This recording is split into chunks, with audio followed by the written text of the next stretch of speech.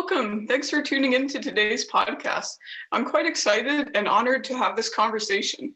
We have Wade Davis and StephenGray here with us. Wade is a very well-rounded explorer and academic, spending his years researching and defending life in all its forms.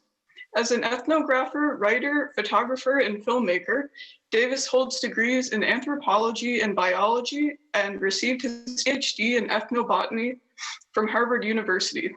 You can find more of Wade's work at his website, daviswade.com.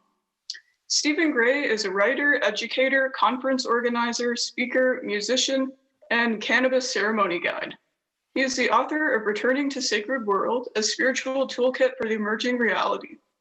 And he also records music under the name Kiri. Stephen has been an organizer at Vancouver Spirit Plant Medicine Conference, and also a student to Tibetan Buddhist Chogyam Trungpa Rinpoche.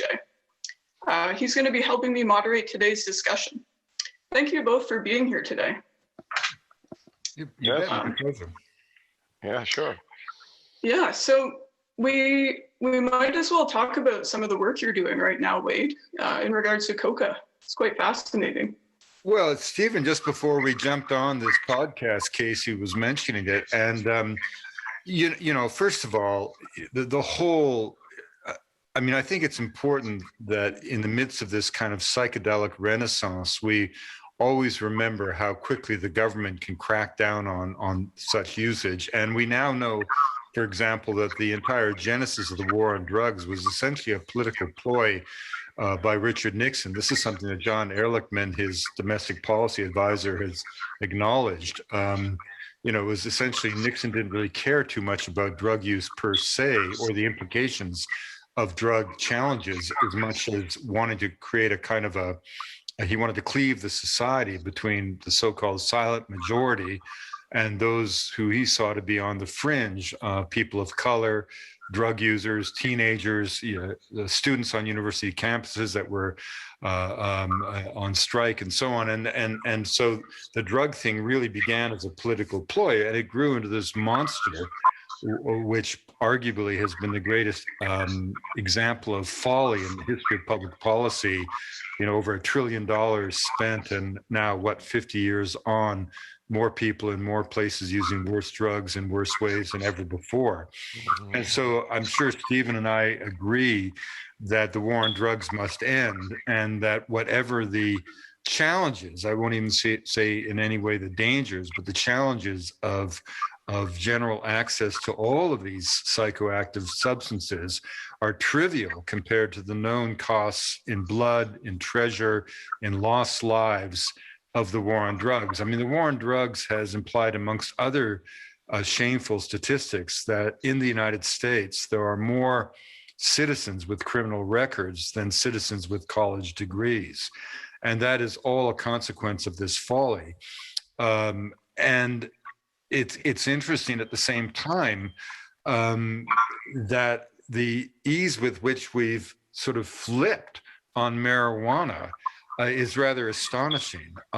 You know, a substance that a decade ago could ruin a young person's life if they were found in possession of an innocuous or a modest weed.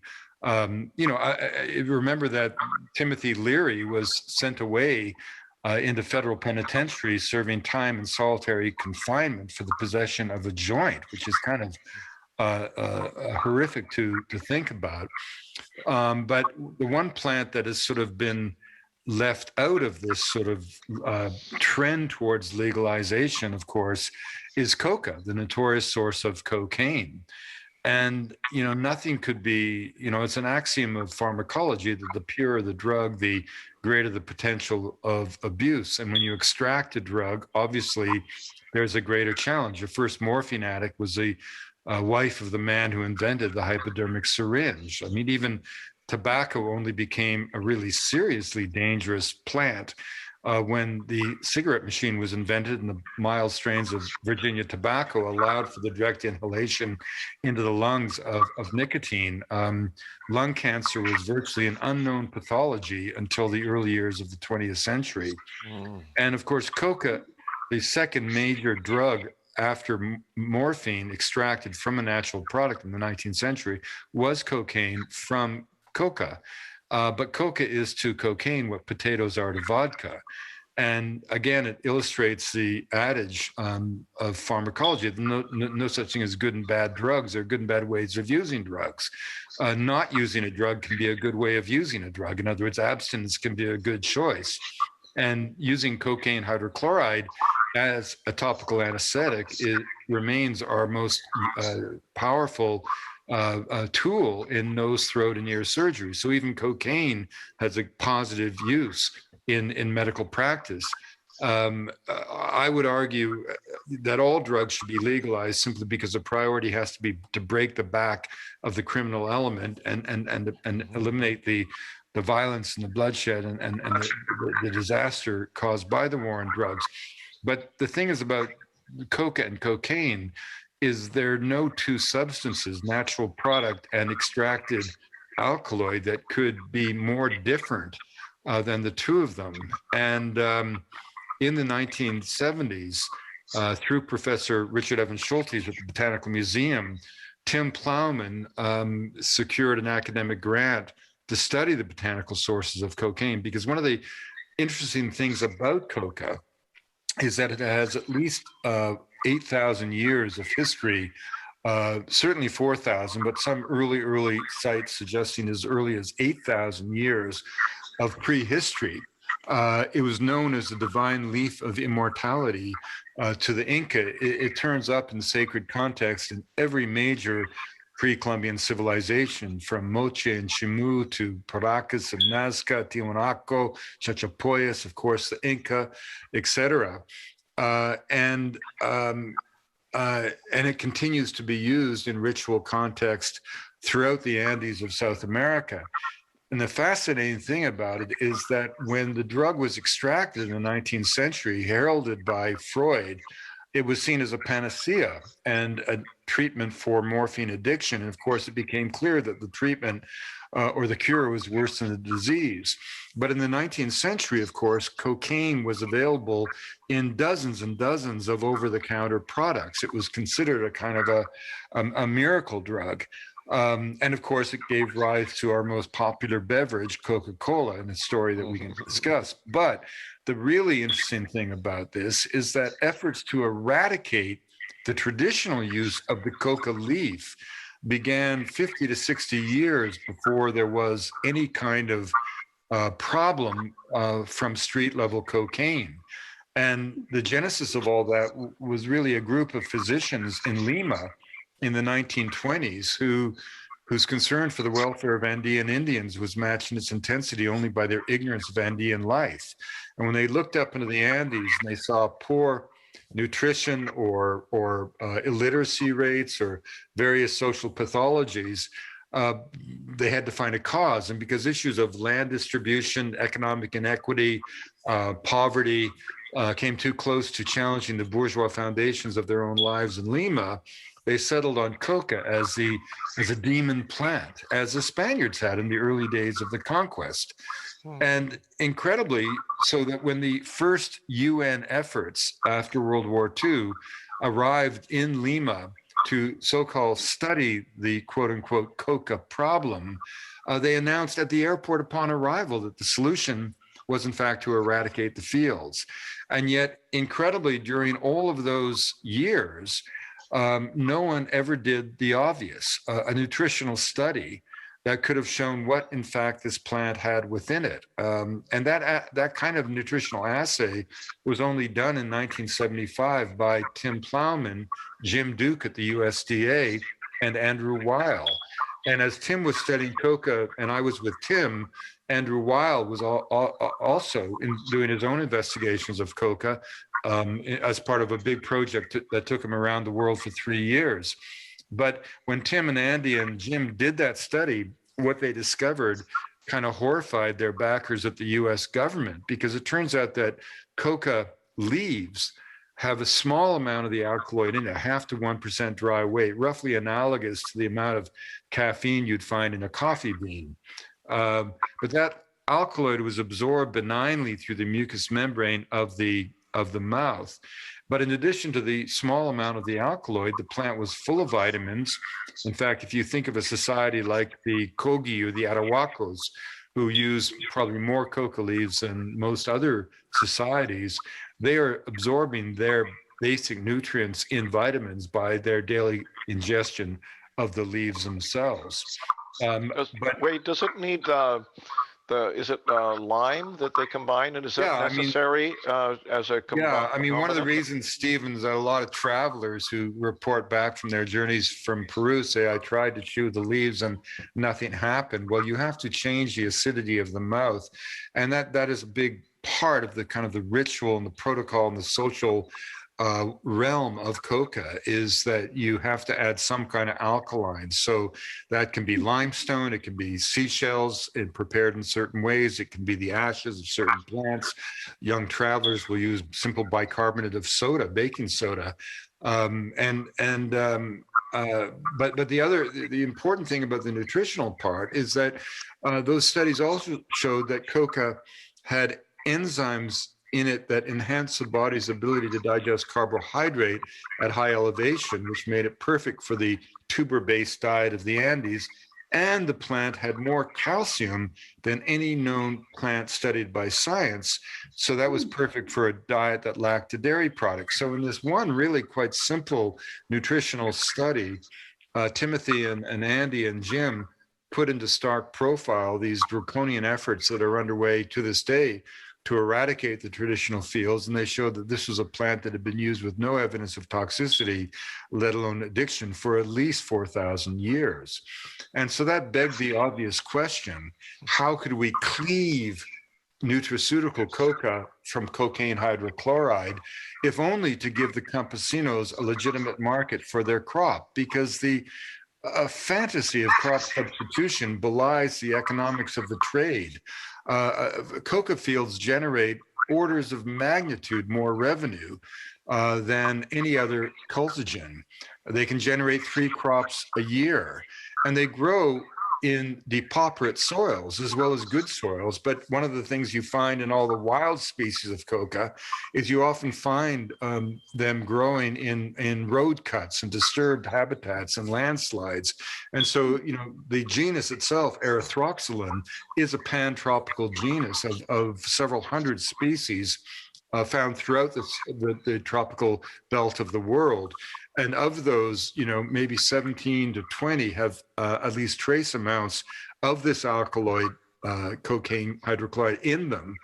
And the really interesting story is what we've now discovered through DNA, is that the origin and the pattern of domestication that Timothy wrote about and concluded turns out to be somewhat wrong.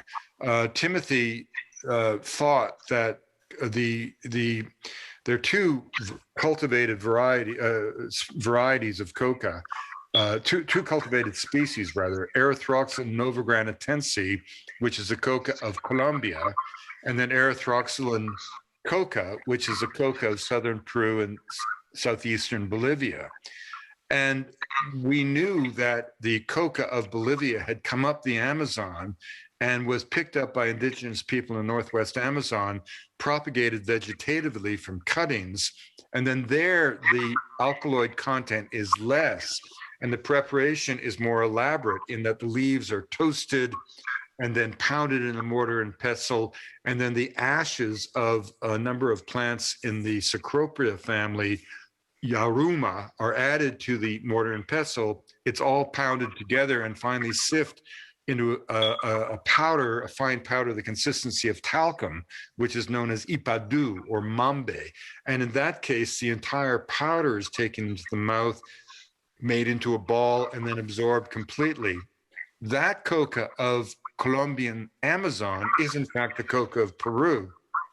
The coca of Colombia, which is what you'd find on the Caribbean coastal plain, south into the headwaters of Magdalena, of Cauca, and down the coast of Peru to Trujillo, is Erythroxylon novagranatense. The Trujillo coca has methyl salicylate in it, a little wintergreen oil.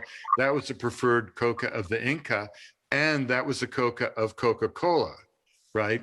And the fascinating thing is because of the presence of a botanical trait called heterostyle, and heterostyle just means that the length of the stylus, which is where the anther pollinates the flower, the fact that you had two different lengths of it suggested that in Colombian coca, it could self-pollinate itself, a shrub. Now that is an adaptive trait for the individual, but not for the species. And heterostyle in botany is uniformly seen as a derived or adaptive trait. And that's what led Tim to believe that coca of Bolivia was the original cultivated plant. And then it had been worked its way up the Andes, and then it became differentiated morphologically, but also in other ways in Colombia. And that's why he concluded that there were two main species, Erythroxylum novogarnetense, Erythroxylum coca, and two varieties, variety coca in Peru and variety Ipadu in the Northwest Amazon, and then variety novogarnetense and variety trujiense. But now the cool thing is genetics has in fact shown that this was in fact a case of independent domestication, very rare in economic botany, whereby the indigenous people had gone into the Amazon, into the cloud forests, and noted that a wild species, Erythroxylum gassipes, was bitter, and they independently domesticated those two different forms of coca from the same wild progenitor. So that's all kind of interesting botanically. But the most important thing of this story is coca is not cocaine, and that coca is the divine leaf of immortality. It's a mild stimulant, incredibly more effective for the modern need for stimulants. I mean, the key thing is we all are wired on stimulants. I mean, how many, every drug enforcement conference that people, break at 10 o'clock to bolt for the coffee pot. The narcs are wired all day long. So it's either tea or coffee or chocolate, or it's mate in Colombia, or it's khat in Ethiopia. But human beings like their stimulants. And some of them are good for you and some aren't so good. Khat's not very good for you in the long term. Chocolate's relatively benign. Tea's probably more pleasant for you than coffee. But anyone who tries to get through a workday by, knocking back the coffee knows how debilitating that can be.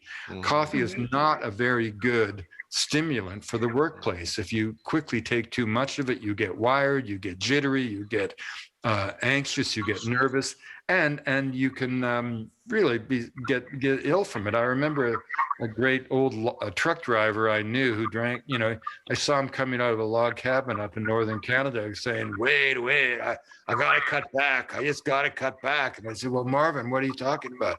Coffee, Wade, coffee. Well, I said, Marvin, how much do you drink? Oh, 5 or 6 a day. I said, Marvin, that's a lot of coffee, 5 or 6 cups of coffee a day. But I mean, lots of people drink that much. No, not cups, Wade, pots, Wade, pots. Oh, no. And the point is that the thing that's so incredible about coca is that it's so benign, it's so subtle. It's not even if you have a stimulant in you. It's more of it generates a mild sense of well-being, critically an ability to pleasantly focus on task for a great length of time without being distracted.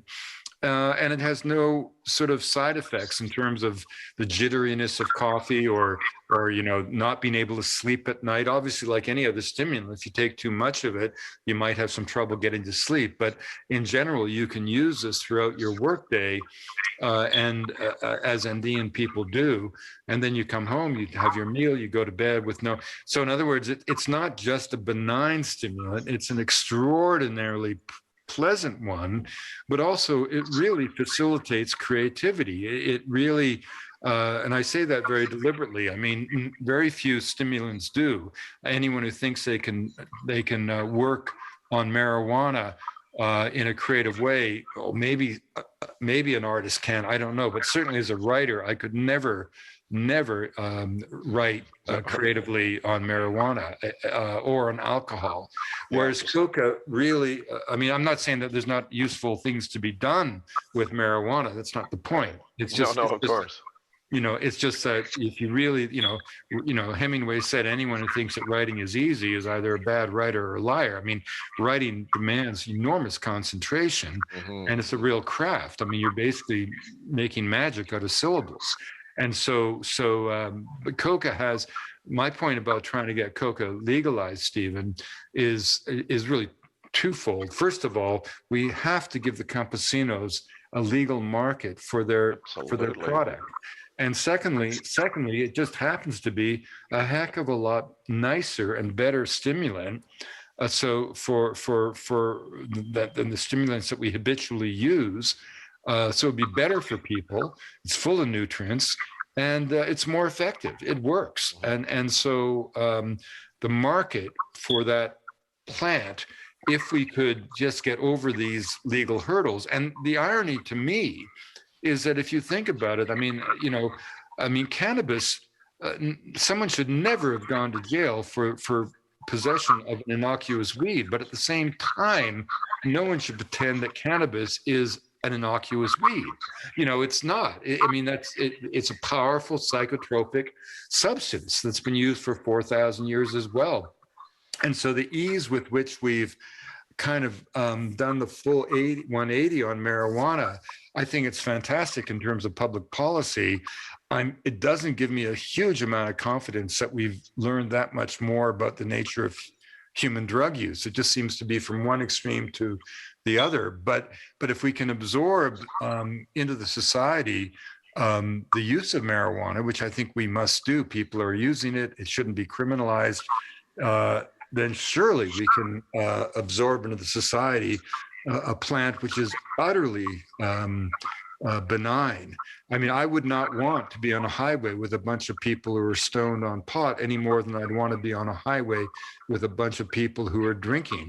But I would have no problem whatsoever being on a highway with a bunch of people chewing mambe. In fact, if anything, they'd be a bit more alert, more cautious, and more confident at the wheel. Yeah, that's amazing, Wade. I don't even know hardly what to say about it, but it's revolutionary what you're saying. It's so obvious, that, and it's frustrating to hear you say this because it just seems like, please, can we get this substance into the culture? I mean, the thing I've known Stephen, a little bit about it, but everything you've said has just made it so obvious. But before you go again. Wait, can I just add one more thing? Because I just want to put a good, because you're an easy interview. We just, sort of sit back and let you go. But just before you move on, if you don't mind, I'd just like to put in a very brief word on behalf of cannabis, because I'm like you. I can't write on cannabis. I get lots of ideas, but the linear function is compromised. But I do know people that are really good writers, nonfiction anyway. I don't know about fiction, and they write under the influence. But I think what happens is, if you're assuming you're writing every day, which I assume the person is when he's writing a book like this, I'll keep his name out of it because I don't know if he wants that known, but he's written a book that's sold for 500,000 copies on the history of a particular psychedelic, and he says he writes like that all the time. And I said why, or how does that work for you? And he said, well, it's a vasodilator. It just sharpens me up a little. But I think what happens when you're doing that every day, if you get up every morning and you're writing and you have a puff, there's a really strong tolerance effect, and you're hardly stoned at all. It just kind of allows them to focus in a bit. And I don't. You're absolutely right, Stephen. I'm not against, or I'm not trying to dump on any. I mean, I think. I didn't think you were. Everybody, there's, it's like, I think, there's good and bad ways of using drugs. Every drug has its own ambivalent potential, and I think it all depends on. Every individual has their own reaction, and the one thing we shouldn't be doing is trying to bottle up what is a fundamental desire of humanity, so ubiquitous in the ethnographic record that it's got to be seen as part of the basic human appetite, and that is a desire to periodically shift consciousness. And the fact that I don't find marijuana useful has got nothing to do with marijuana and everything to do with me. But part of what one has to do as a society and as an individual is you have to make your wise decisions. So in that sense, I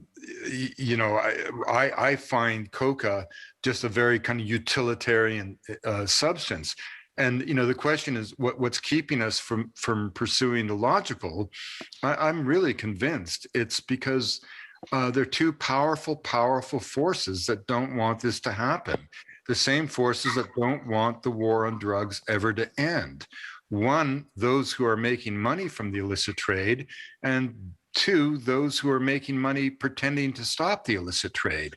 I mean, one of my experiences is that in the war on drugs is that the advocates of prohibition have no interest whatsoever in winning. I'll tell you one funny anecdote, Stephen. I don't know if I ever shared this with you, but when Tim and when I came back from South America as a young aspiring botanist, having spent a year and a half with Tim on this quest to sort of understand both the origins and the use of the Divine Leaf of Immortality, Tim said to me, there is a job opening at the USDA that I want you to apply for, but if you take the job, I'll kill you.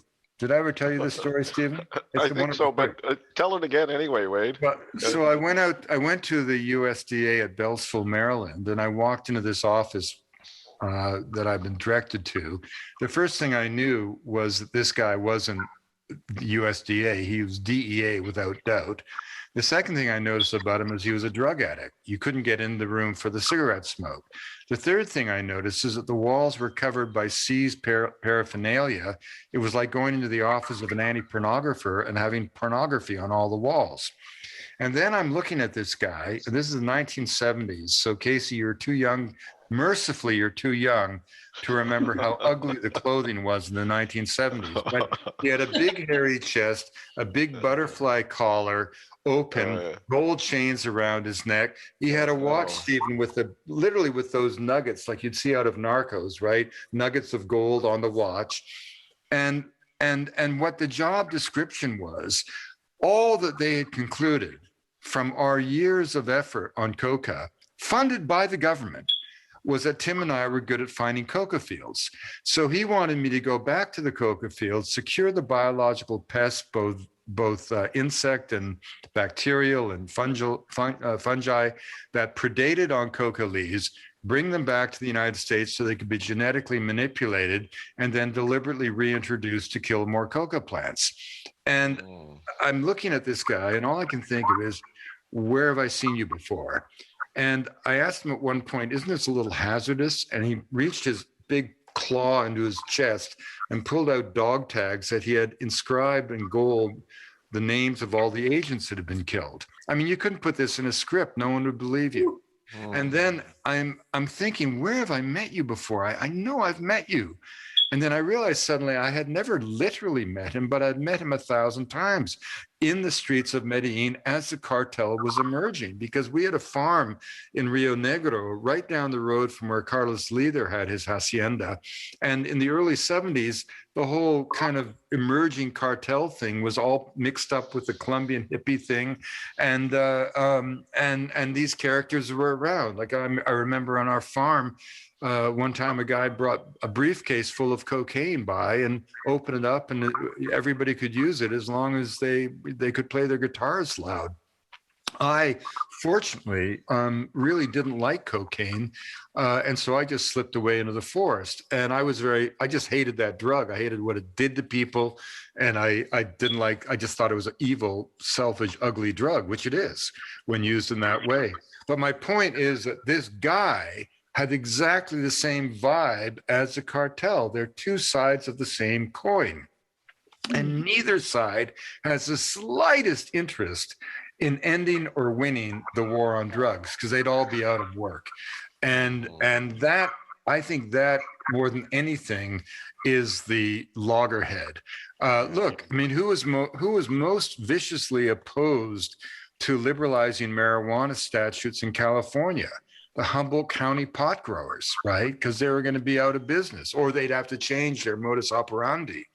So I think, the biggest nut to crack in legalizing or even bringing rational policies to drug use and in North America are the very agencies trying to stop the trade, and those who are making all this money and generating these rivers of blood from the trade. Yeah, I wonder what the sort of the steps would be toward legalization, because, cannabis was a somewhat unique situation because it was already there in the culture, right? It's easily accessible, it's easy to grow, et cetera, et cetera, and so many people were using it and liking it, and that had been going on for a long time. So when the legalization measures started to come in, there was a huge groundswell of existing support in the culture, whereas it's not there for Coca. So no, I think that's I was talking to Andy Weil about this, and I mean, that is part of the problem, is that,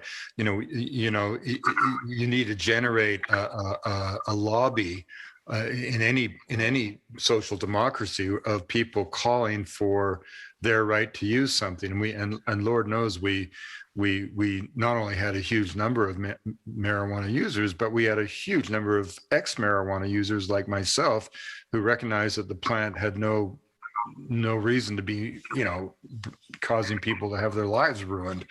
The thing is about Coca, it sounds like an advertising campaign already, but try it, you'll never go back. In other words, I've never met any writer or anyone. In Colombia, for example, Mambe has become a really, it's become kind of, radical chic. Everybody uses Mambe, even the most conservative elements of the society, because it just is such a, and that's one of the arguments we've been making in all sincerity and legitimacy, is that, why, we can talk about the implications of the war on drugs in North America in terms of sort of, increased incarceration rates, aggravating already deep tensions and chasms between people of color and people of the dominant white society, leading to the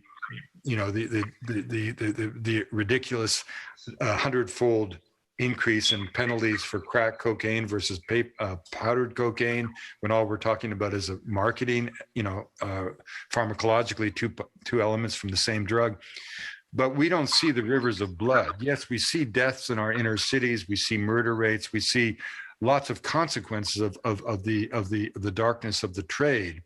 But we're not seeing what Colombia saw: 50 years of conflict, 260,000 dead, 7 million internally displaced, 100,000 missing, 5 million people forced to flee their homes. Imagine how the States would feel if Canada had patterns of drug consumption in bars and boardrooms across our country, and laws that made possible a black market trade, but sanctions that did nothing to curb that trade in any meaningful way, such that 85 million Americans were forced to flee their homes. Well, that's what happened in Colombia. And that war would not have endured for a day without the illicit money from cocaine. As I said, the last year of the peace, the FARC were down to 6,000 cadre, mostly teenagers in search of a meal.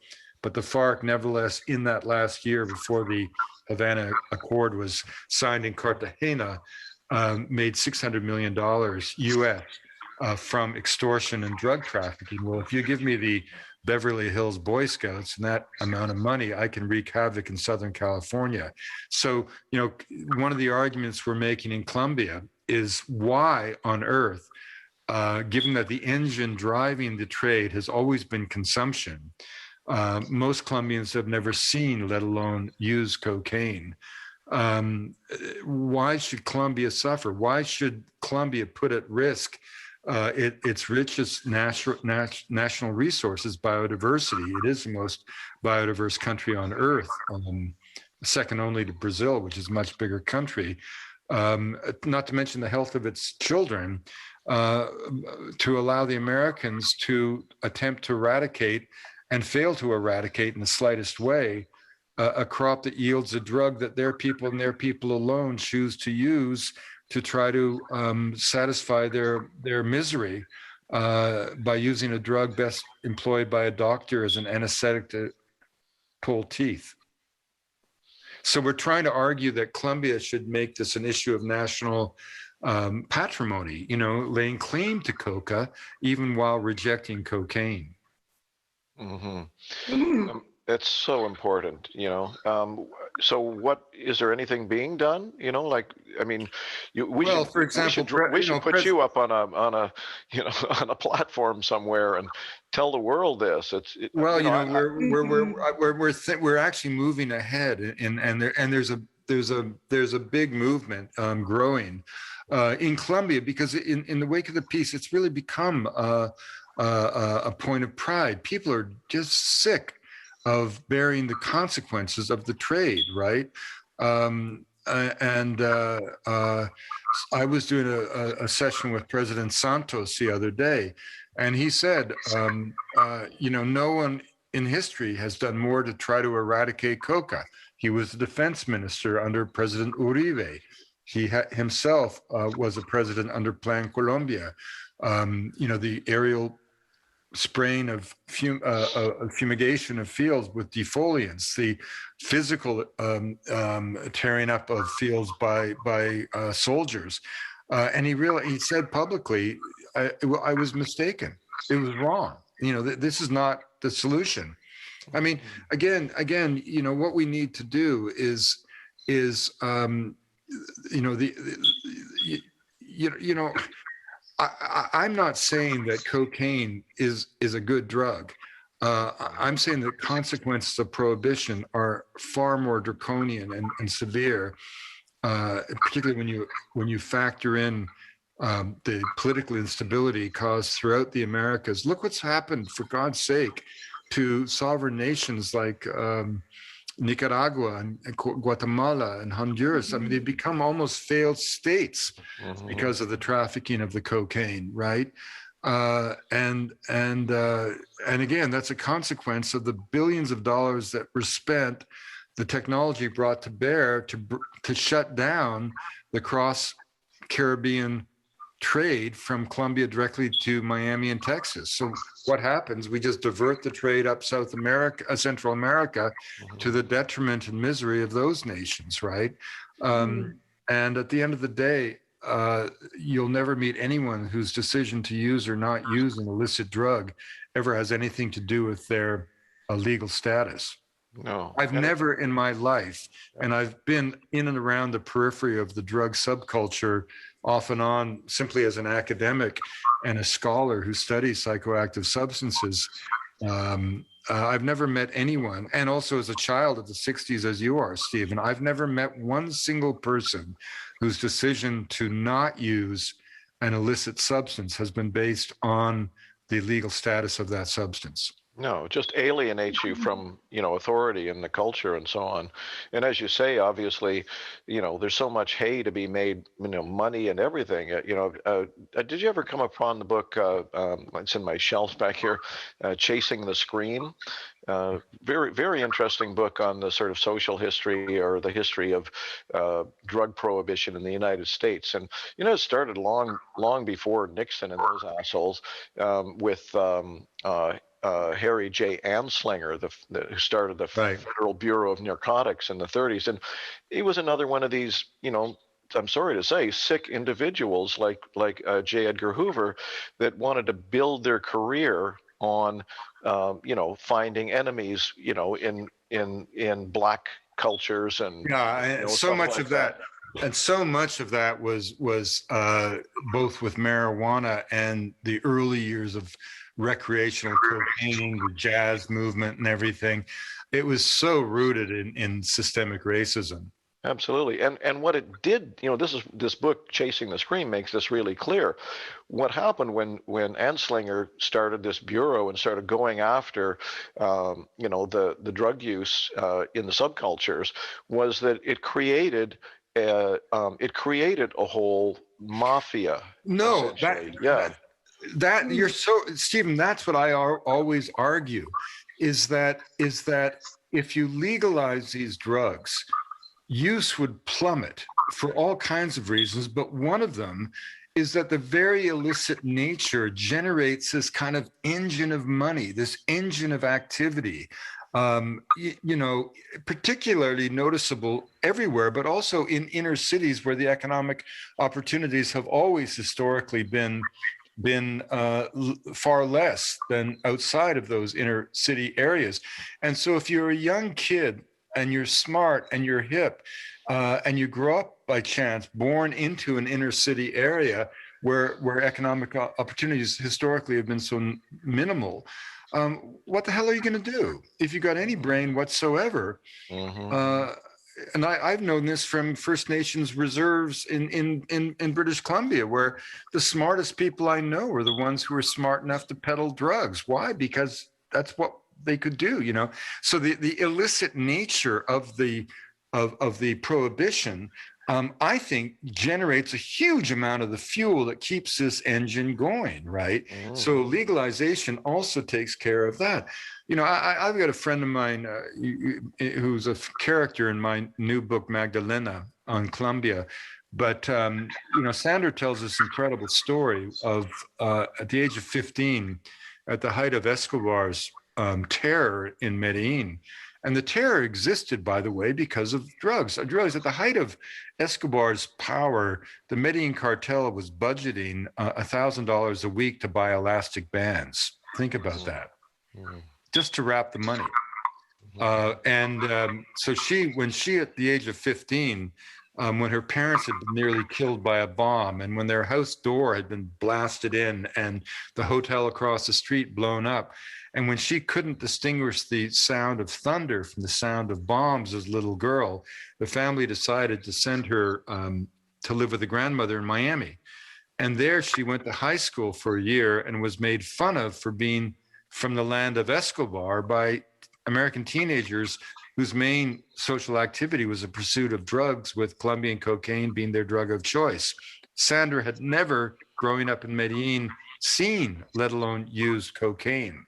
So again, we continue to export our problem, and it's our problem if our citizens are suffering, and to the extent that they're seeking salvation in substances like crystal meth, in substances like cheap cocaine, you know, cut with adulterants and so on. You know, that's a social problem that we have to deal with here. And instead we export the problem and blame the, this isn't to say that Colombians aren't, you know, some Colombians aren't responsible for feeding the trade. Of course they originate the supply of cocaine, but without the demand, there would be no supply, and the engine driving it is not just the demand for the drug, but the illicit nature of the drug that generates these profits that allow criminal elements to come to literally dominate nation states, as happened for a while in Colombia and is happening right now in Honduras. Look what just happened. The brother of the president turns out to be the major cocaine trafficker of Honduras. Unbelievable. Yeah. And just think what it would do. You know, if Coca became insinuated into culture as a replacement for coffee, which obviously would be a great thing, just think what it would do for the campesinos, the farmers and whatnot. In Colombia, in places like Colombia. It's wonderful, you know. And may I just say also that one thing you alluded to, which is a whole other topic, and we're not going to get into, obviously, is that it's a deeper problem of meaninglessness in these modern cultures. It's what Martin Prechtel calls the loss of the indigenous soul, you know, and that's a longer term project somehow, isn't it?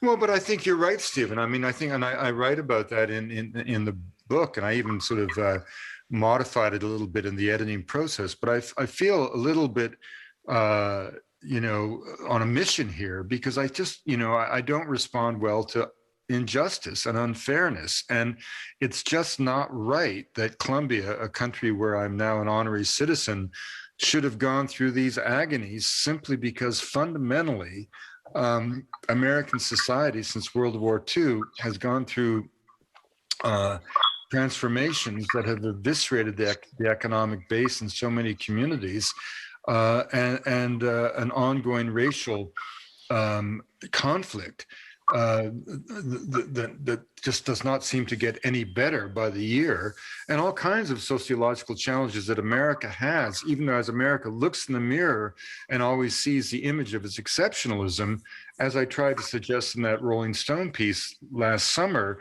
The Unraveling of America, if you actually look beneath the surface, there are all kinds of challenges that this country hopefully now is trying to come to terms with under the new presidential leadership of Joe Biden. But nevertheless, these deep challenges the country faces, and that accounts for why so many of its citizens, isolated, alone, economically challenged, their cities eviscerated by globalization, have turned to these substances as a kind of a way to anesthetize themselves. I mean, it's interesting. It's not that the quote unquote drugs sweeping America are not exactly the drugs of illumination that you so properly and wonderfully celebrate every year at the Plant Spirit Conference in Vancouver, Stephen. We're talking about crystal meth.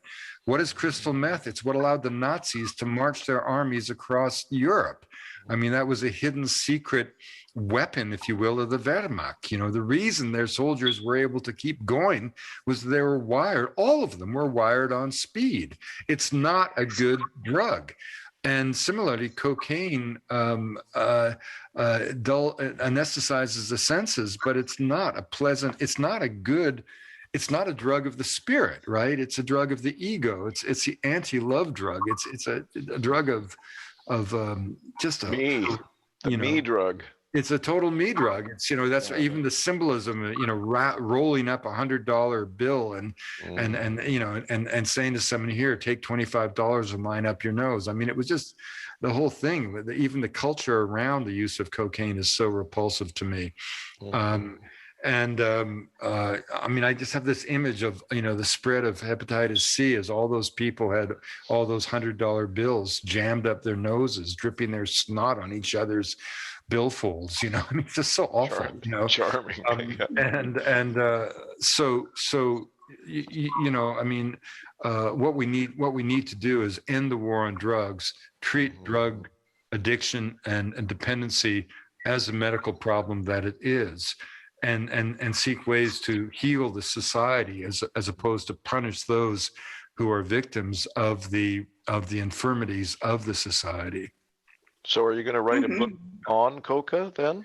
Well, I'm writing something right now on Coca. Yeah, I may, in fact, it's funny you should say that. That's one of the books on my, on my agenda. Hey, I was just wondering if Casey, we've, as I mentioned a little while ago, you're such a fluid and fluent idea tsunami that it's been pretty fast and furious here. And Casey hasn't put in anything yet, and it's her show. I'm just wondering, Casey, did you want to add anything in that we missed out that was on your agenda? Yeah, well, that was just beautiful. Hit the problem right on the head there. Like, explained it in so much detail on what we're going through with like the war on drugs and demonizing plants. And it's quite a shame, because these plants, like you say, Wade, Coca, it's a completely different thing than cocaine. And when someone thinks of cocaine, they kind of associate the two with each other, but they're totally different. So we're not even seeing it for what it is, and we're demonizing it. And just like tobacco, and just like opium, and all these other things. And it would be awesome to come to a place where we actually see them for what they are, and be able to utilize them in ways that's respectful for these plants. Well, that's a good point, Casey. I mean, one of the Andy Weil from the earliest years, always asked the question: what is it that indigenous people know about these substances that allows them to use them without any kind of addiction or complications? And it's pretty basic. Use them in natural forms, which are pharmacologically safer. Recognize that the use of these substances is a legitimate thing to do if done judiciously. Don't distinguish drugs based on culturally based moral or religious opinion, but on pharmacology. And third, in certain cases, insulate the user with a protective cloak of ritual that envelops the user in the community, and allows them, in effect, to use these substances in positive ways for both his or her individual benefit, and often in the case of some of the psychoactive sacred preparations for the benefit of the community itself. And this is the distinction between coca and cocaine. And we haven't even begun to speak of the beautiful ritual use of coca. I mean, the fact that in the Andes, when you meet people on the trail, you don't shake hands, you exchange leaves. As you come into the shadow of a new mountain, you take 3 leaves as in the form of a cross, and you blow across the leaves the energy of the coca to the Apu deity, the mountain god that will direct the destiny of yourself while you're within its shadow, either living within its shadow or moving through its shadow. And this wonderful gesture of reciprocity, which is tied into the whole way that Andean people and many other peoples interact with the natural world. You know, just the idea that the world doesn't exist for us to exploit, but rather exists for us to express our loyalty to, even as we can expect the bounty of the earth for ourselves, you know. And so you see all these beautiful ritual gestures of the plant that turn every moment. I mean, you know, in South America, the Andean friends of mine, you know, in communities where I've been adopted, always joke about the gringos who chew coca like horses eating hay. They consider it incredibly vulgar. It's sort of, you know, the way most gringos chew coca from the point of view of the Runa Kuna would be like if I walked into your, you know, elegant dining room and you had Dom Perignon ready to be served to your guests before dinner, and I just grabbed the bottle and started guzzling it like it was a soda pop. You know, that's how they sort of, you know, they you know, it's sort of a beautiful thing when you actually say to someone in Quechua, you know, grandfather, shall we taste coca together? Yes, we should. And you sit down at the conscious moment, you hand someone a cruceta of leaves, they hand you a cruceta of leaves. You pause, you think, it's meditative. And then you slowly, and you don't just fill your mouth with leaves, you leaf by leaf you put in your mouth. And the idea is that as you put a leaf into your mouth, you're thinking of Pachamama, you're thinking of the essence of the leaf. So it's very deliberative, and even in mundane circumstances, for example, a collective labor party in a field doing the hoeing or the weeding or the sowing of the potatoes, all of which is done as collective labor. You know, you pause in the morning to in a circle to take a chew of coca. You scatter coca over the fields as a symbol of fertility. You know, coca is used in every single sort of ritual payment to the deities, and that, you know, it's just it's a huge, beautiful construct that is around the use of the plant throughout South America. So it's particularly bittersweet and perhaps revelatory in a way, that the way we've embraced this plant is to turn it into crack cocaine, and sociologically to turn it into the consequences we see in the streets of our cities and the murderous rivers of blood in places like Central America right now. That speaks more about us than it speaks about the plant. And the way that it's revered in the Andes speaks about the people there as much as it speaks about the plant. Yeah, that's, you know, that beautiful description you just gave of the way that people deal with coca in South America is so much more sophisticated and sensitive than the way that we up here deal with anything, really. So short of, you know, since that's a long way off from A to B at this point up here, what could you imagine? How could you imagine, realistically speaking, coca taking its place in, say, North America? Yeah, it's a good point, Stephen. I mean, the biggest challenge besides the legal barriers is the actual way of taking the leaves. I mean, I don't see in North Americans, I actually enjoy taking coca leaves orally. And I like the ritual of adding the lime and everything, but I've been, you know, engaged with the plant since I was a kid. And I love mambe, but again, getting people to put a big spoonful of talcum powder on their tongue, and then you can't really. You have to be a little careful. You can't just start yakking away, because you'll suddenly get this green cloud coming out of your nose. That's not going to happen. Pleasant. That's not going to happen.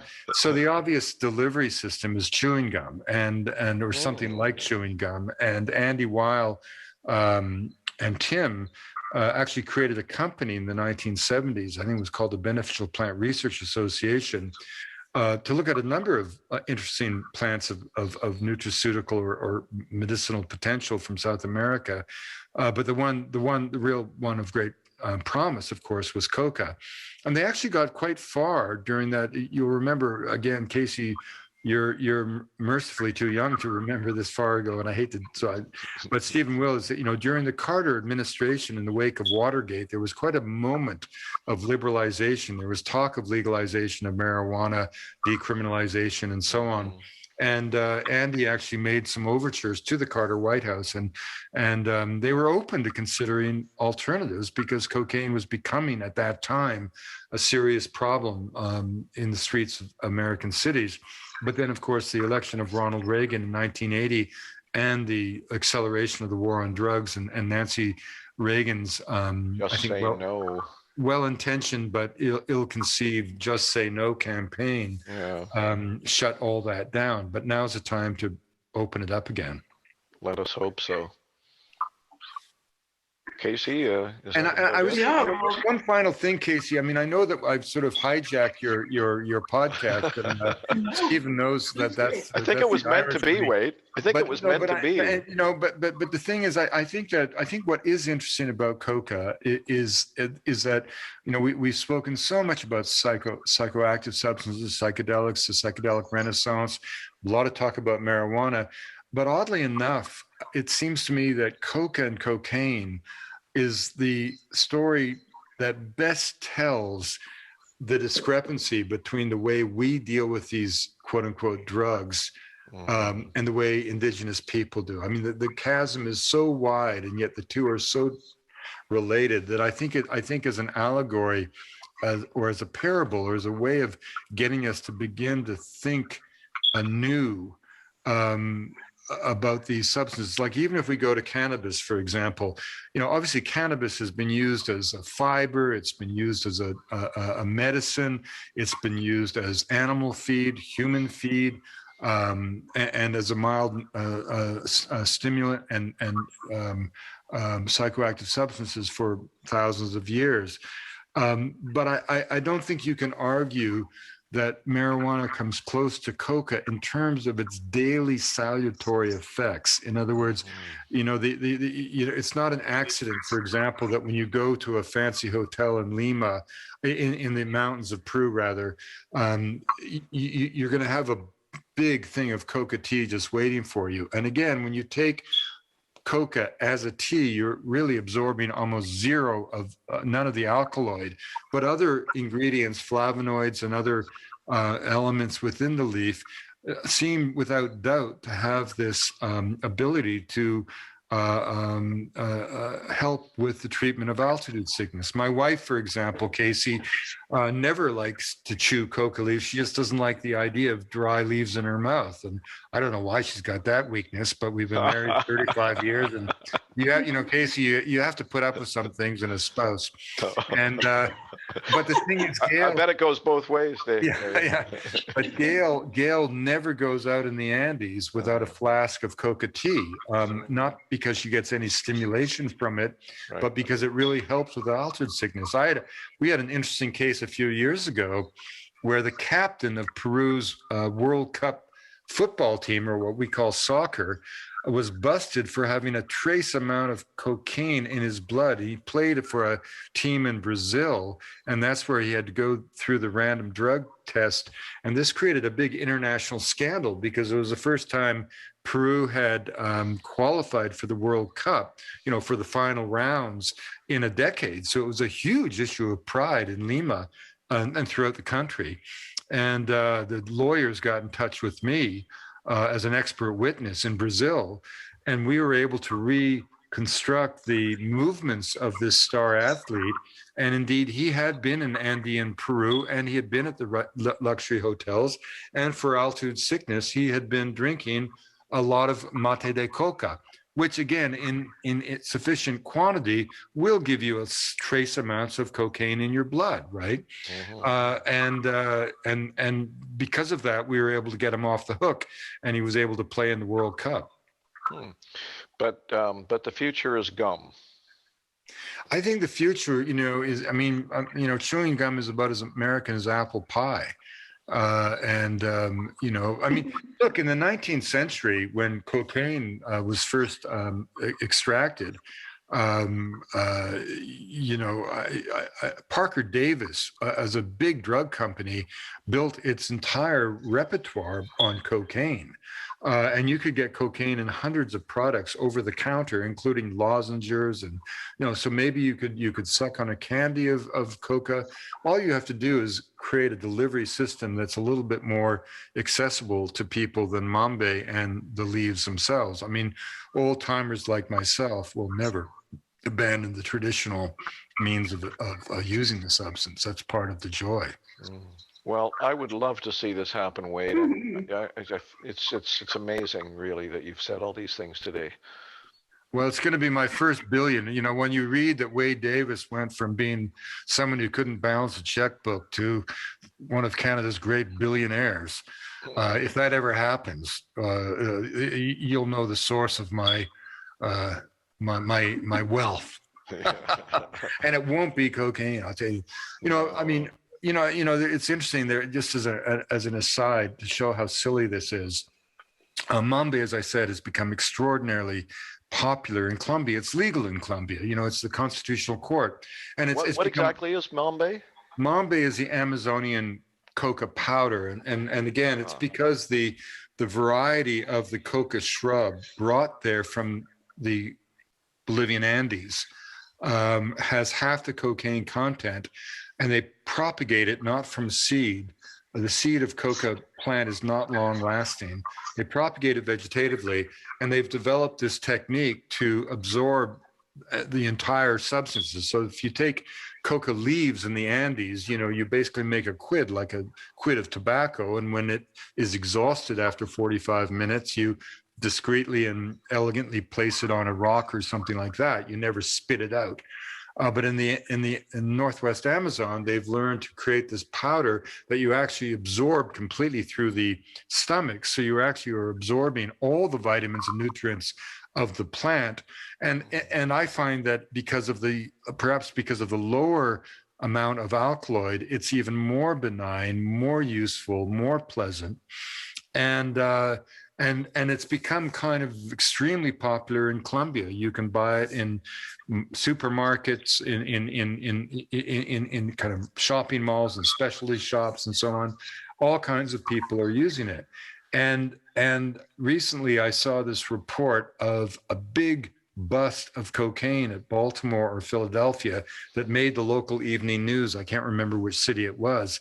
And it was just such a pathetic statement of the war on drugs, because the announcer was saying essentially, well, the DEA, with all of its extraordinary experience, it's standing for the protection of our nation, has unveiled a novelty from the criminal elements, green cocaine. And this could be the new scourge of America.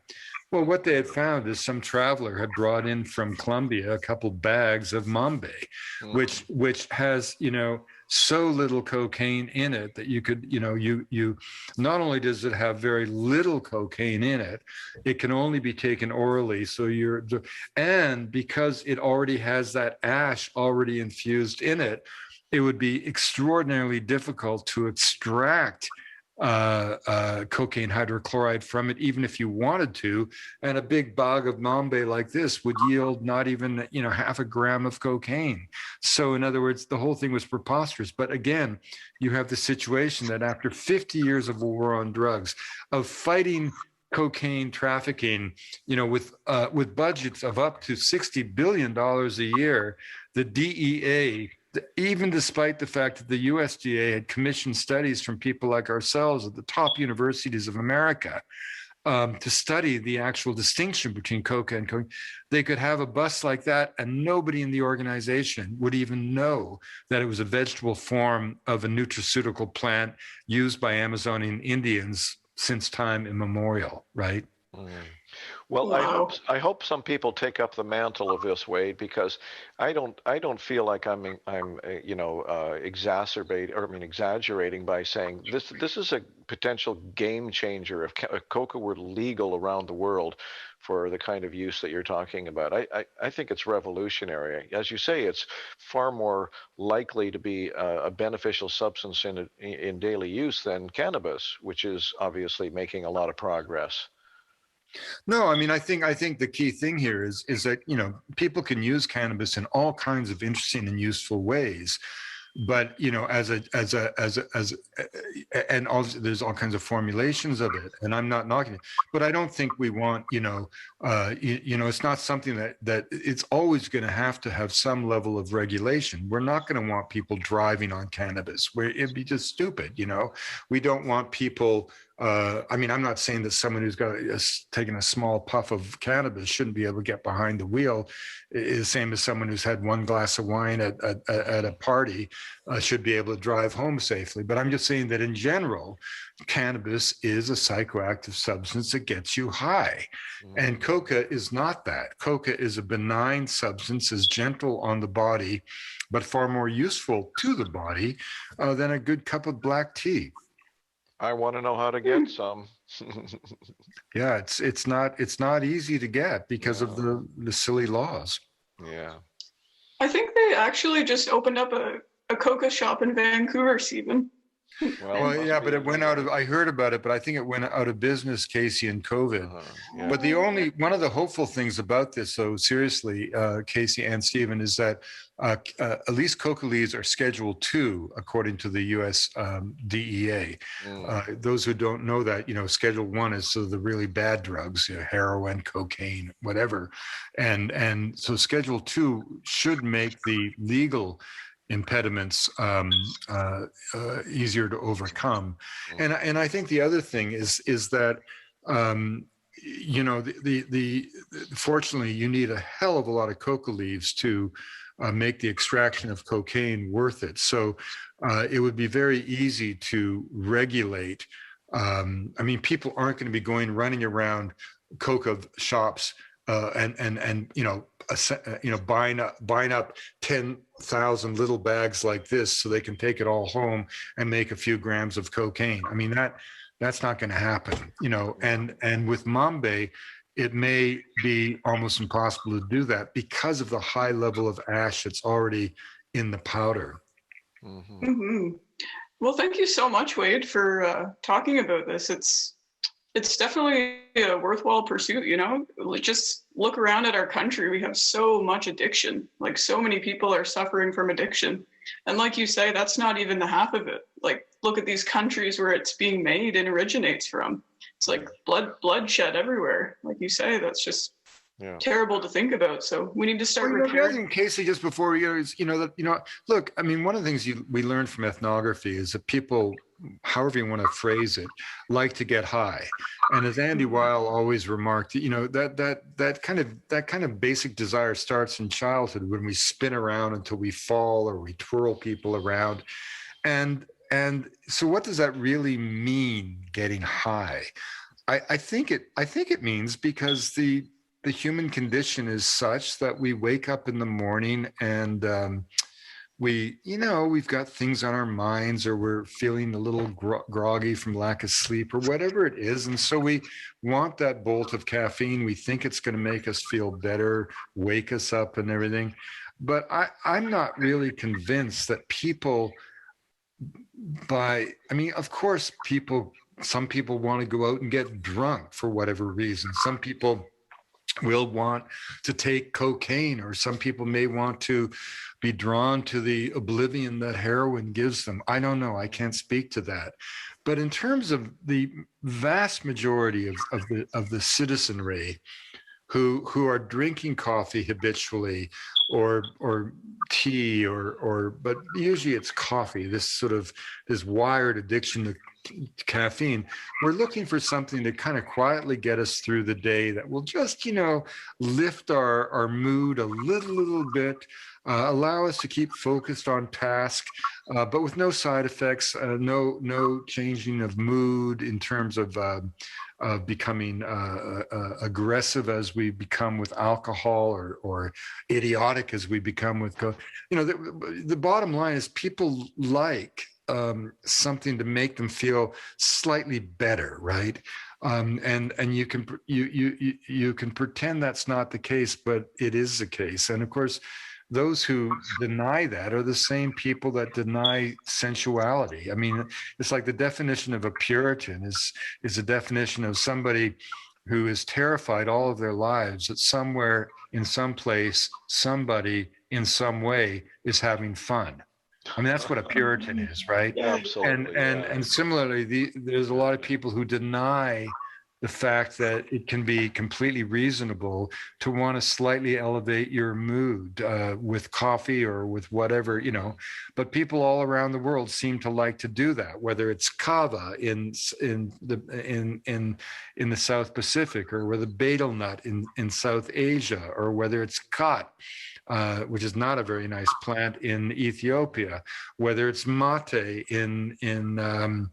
in Argentina and throughout Patagonia, whether it's guayusa, another form of holly used in Ecuador, or yopan, Ilex vomitoria, used in the American Southeast by indigenous people, or tea, green tea, black tea, multiple teas, coffee, of course, in all of its extraordinary international commercialization. We like to do this, and it just happens that of all of these stimulants, without any doubt whatsoever, the most benign, the most pleasant, the most effective, the most helpful is Coca. And it's the one that we are denied access to by the war on drugs. Incredible statement. Hey, Casey, can do we have time? I know we've gone over your hour. Do I have time for one more question for Wade? Sure, yeah.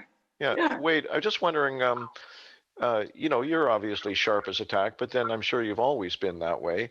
But do you know if there have been any studies that indicate that Coca, has any long-term beneficial brain effects for, like as a smart drug, so to speak? My guess, Stephen, and again, it's not my field, my guess is that there's been a lot of studies on the effect of cocaine on the brain, most of which would probably be bad in the end.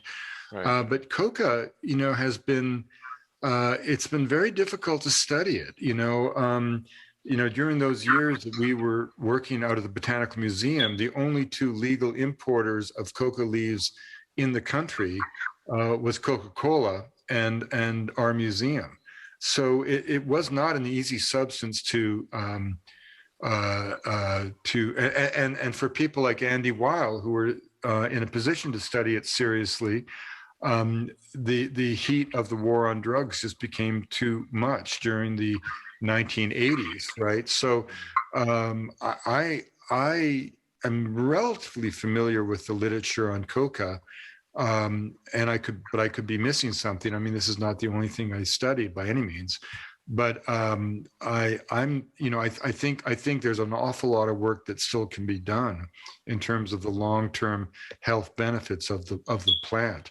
I doubt, and again, when you start to study a plant like that longitudinally, you have all kinds of cultural challenges too. What does it mean, long-term health to a farmer from the high Andes as opposed to someone living in the city? So, but certainly I've never seen any evidence whatsoever that long-term use has any deleterious impact whatsoever. What a great campaign for the legalization and widespread use of Coca. Yeah, we're going to do our best. Mm-hmm. Yeah, well, that was just fantastic. Over exceeded my expectations, that's for sure. I just want to add at the end, I guess, you have a history in biology as well, right, Wade? Like you studied biology, and so this isn't just an opinion of yours. Like you've spent a lot of time thoroughly researching this stuff. Oh yeah, I mean, I study at Harvard with Professor Richard Evans Schulte, he's the world's authority on medicinal, psychoactive, and toxic plants. And my PhD is actually not in anthropology; it's in biology as an ethnobotanist. And so I don't really work in that field now. I'm more of more of an anthropologist, I suppose, or a historian.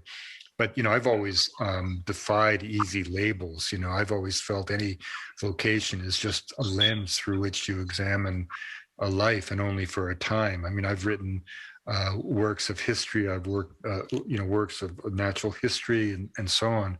But without doubt, our study, and I was simply at that time a young apprentice, really, to Tim and Andy Weil.